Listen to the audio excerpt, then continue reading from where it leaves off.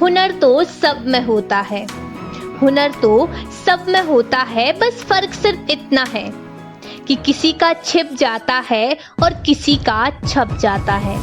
आदाब, नमस्कार, सत श्री अकाल दोस्तों, दिस इज आरजे अमायका।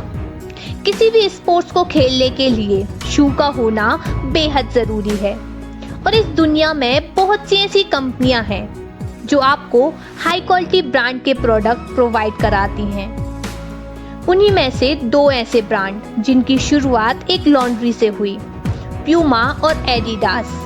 दो ऐसे ब्रांड जिन पर लोग आज आंख बंद करके भरोसा करते हैं। आपको जानकर हैरानी होगी कि ये दोनों अलग अलग ब्रांड दो सगे भाइयों ने शुरू किए। तो चलिए शुरू करते हैं, क्या थी इनकी लाइफ जर्नी, कैसे इन दो भाइयों ने इतनी बड़ी कंपनी शुरू की। एडिडास और प्यूमा ब्रांड स्पोर्ट्स इंडस्ट्री में एक दूसरे की बहुत बड़ी कॉम्पिटिटर कंपनियां हैं। इन कंपनियों को शुरू करने वाले जर्मनी के दो सगे भाई एडोल्फ डेसलर और रूडोल्फ डेसलर, जिन्हें एडी और रूडी के नाम से जाना जाता है। एडी डेसलर का जन्म 3 नवंबर 1900 और रूडी डेसलर का जन्म 26 मार्च 1898 में जर्मनी में हुआ। रूडी एडी डेसलर के बड़े भाई हैं। शुरुआती दौर में ये काफी गरीब फैमिली से बिलोंग करते थे। इनके फादर क्रिस्टोफ डेसलर, जो कि जर्मनी की एक शू फैक्ट्री में जूते सिलने का काम करते थे, वहीं माँ एल्गिर दास भी कुछ एक्स्ट्रा पैसे कमाने के लिए एक छोटी सी लॉन्ड्री चलाती थी। 1913 तक अपनी एजुकेशन कंप्लीट कर ये दोनों भाई अपने पिता का हाथ बटाने लगे, लेकिन कुछ टाइम बाद ही वर्ल्ड वॉर शुरू हो गया।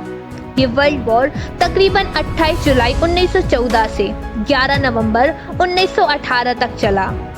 इस वॉर में सभी युवाओं को शामिल होना कंपलसरी था, जिस वजह से एडी और रूडी को इस वॉर में शामिल होना पड़ा। किसी भी वॉर की सबसे बुरी बात ये होती है कि युद्ध तो खत्म हो जाता है, पर कई सालों तक अपना प्रभाव लोगों पर छोड़ देते हैं और लोगों की आर्थिक स्थिति काफी बिगड़ जाती है। वॉर खत्म होने के बाद दोनों भाई सुरक्षित अपने घर लौट आए। क्या था, इन दोनों को स्पोर्ट्स में काफी इंटरेस्ट था, पर जब ये दोनों अपने पिता के बनाए जूते पहनकर स्पोर्ट्स खेलते तो इनको बिल्कुल भी कंफर्टेबल फील नहीं होता। तब इन्होंने रियलाइज किया कि अगर हमारे बनाए हुए जूते हमें ही पसंद नहीं आ रहे हैं तो हम कस्टमर को क्या सेटिस्फाई करेंगे। इसलिए इन्होंने अपने और अपने दोस्तों के लिए जूते बनाना शुरू कर दिया। कुछ टाइम बाद इन्होंने देखा कि इनके बनाए हुए जूते लोगों को काफी पसंद आ रहे हैं, तो दोनों ने अपनी माँ की लॉन्ड्री से फुल टाइम में जूते बनाना शुरू कर दिया। एडोल्फ डेसलर थोड़े से शांत स्वभाव के, पर जूते की डिजाइन तैयार करने में एक्सपर्ट थे। उन्हें डिजाइन के लिए नए नए आइडियाज आते रहते थे। वहीं रूडोल्फ डेसलर की कम्युनिकेशन स्किल्स काफी स्ट्रॉन्ग थी, इसलिए इन्हें सारा मार्केटिंग का काम सौंप दिया गया। आसान शब्दों में कह सकते हैं, एडोल्फ डेसलर ने प्रोडक्शन पार्ट और रूडोल्फ डेसलर ने मार्केटिंग पार्ट संभाला। पर उस वक्त वहां इलेक्ट्रिसिटी की ज्यादा अच्छी फैसिलिटी नहीं थी, इसलिए उन्हें साइकिल के पैदल का यूज करना पड़ा। कुछ टाइम बाद इन्होंने नोटिस किया कि अब लोगों द्वारा हमारे शूज काफी पसंद किए जा रहे हैं, इसलिए 1926 में अपने काम को लॉन्ड्री से एक छोटी सी कंपनी में शिफ्ट कर दिया और इनके फादर भी उसी फैक्ट्री में काम करने लगे। 1924 में इन दोनों ने मिलकर डेसलर ब्रदर्स नाम से एक कंपनी खोल दी। धीरे धीरे करके इनकी मेहनत और लगन की वजह से इनका बिजनेस बढ़ता चला गया, पर अभी भी ये वो मुकाम हासिल नहीं कर पाए थे जिसके ये असल में हकदार थे। पर 12 साल बाद 1936 में एक समर ओलंपिक आयोजित किया गया और ये वो वक्त था जब इन्हें सक्सेस का रास्ता मिल गया था। क्या था, उस वक्त के स्टार स्प्लेंडर जेसी ओवेंस को रूडोल्फ डेसलर ने अपना जूता पहनने के लिए राजी कर लिया। और सबसे खास बात, ओलंपिक में ओवेंस ने कुल 4 गोल्ड मेडल जीते। किसी भी फील्ड में अगर कोई बहुत सक्सेसफुल हो जाता है तो उसकी हर एक चीज नोटिस की जाती है कि वो क्या करता है, क्या पहनता है, और लोगों को वो प्रोडक्ट और ब्रांड इतने पसंद आते हैं कि आंख बंद कर वो उस प्रोडक्ट को खरीद लेते हैं। रीजन सिर्फ यही होता है कि उस सक्सेसफुल पर्सन ने वो चीज पहले से खरीदी हुई थी। इसके बाद से पूरी दुनिया के खिलाड़ियों के बीच डेसलर ब्रदर्स के जूते फेमस होते गए और इसी तरह 1948 तक इनकी कंपनी 2 लाख से ज्यादा के जूते की बिक्री करने लगी।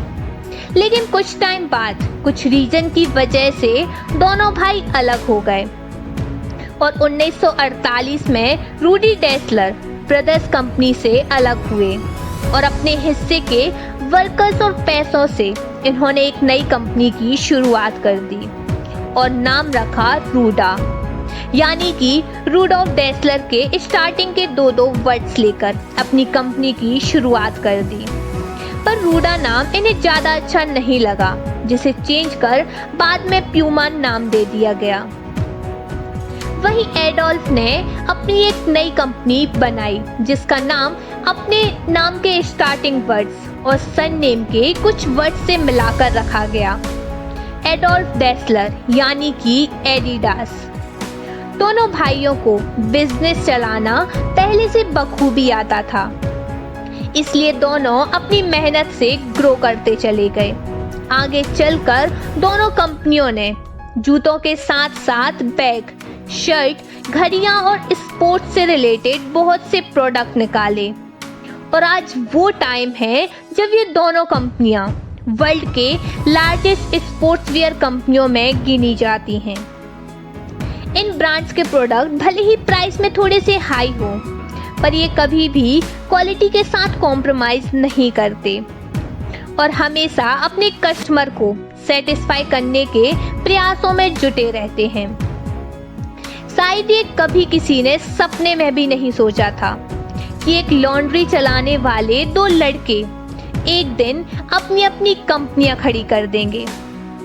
27 अक्टूबर 1974 को रूडोल्फ डेसलर ने इस दुनिया से विदा ली और कुछ साल बाद ही 6 दिसंबर 1978 को एडोल्फ डेसलर भी इस दुनिया को छोड़कर चले गए। आज भले ही ये हमारे साथ नहीं है, पर इनके ब्रांड्स पर लोग आंख बंद करके भरोसा करते हैं। इन दोनों भाइयों ने ये साबित कर दिया कि मुश्किल इस दुनिया में कुछ भी नहीं, पर हारा वही जो लड़ा नहीं।